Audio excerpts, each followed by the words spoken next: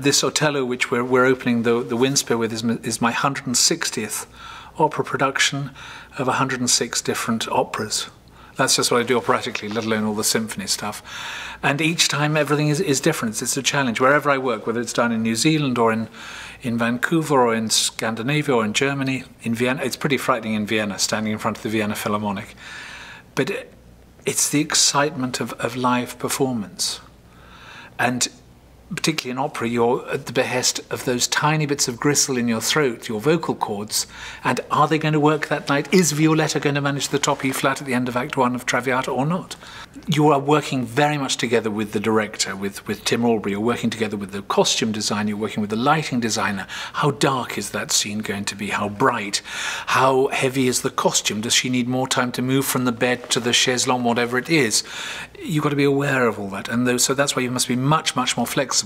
And often you'll find opera orchestras will react with more flexibility because they know each performance will have much greater width of expression than traditionally within a series of, say, 3 symphony concerts where you've worked hard to get the thing right and you then want to build on that tempo. Each night in the opera is very different. When Jaap van Zweden comes out onto the Meyerson stage, the reaction of the audience to his first arrival, before an orchestra has played a note, will either help the orchestra or make it more difficult for the orchestra. If the audience is alive and they want to hear great music and they say, yes, we want to hear it, and in that initial applause you hear that, then the orchestra will be even more fired up than they are already. And the same in the opera house. And for instance, particularly in Puccini, which is so immediately appreciative for audiences.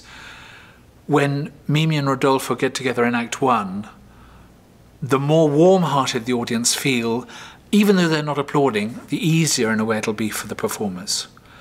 When Madame Butterfly takes the dagger out of the sheath to kill herself at the end of the opera, if there isn't, in a way, a gasp in the audience, and we actually realise that, yes, she is going to kill herself, it's all live theatre.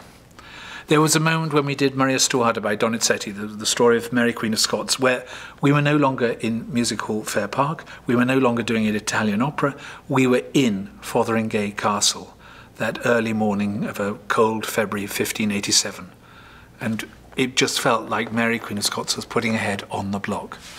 We were transported, and that is the power of great music. The coming together of the Arts District, finally, the museum has been here now 25 years. The combined forces of Theatre Centre, Opera House, Symphony Hall, Sculpture Garden and this museum will, I think, revolutionise the way people treat this city.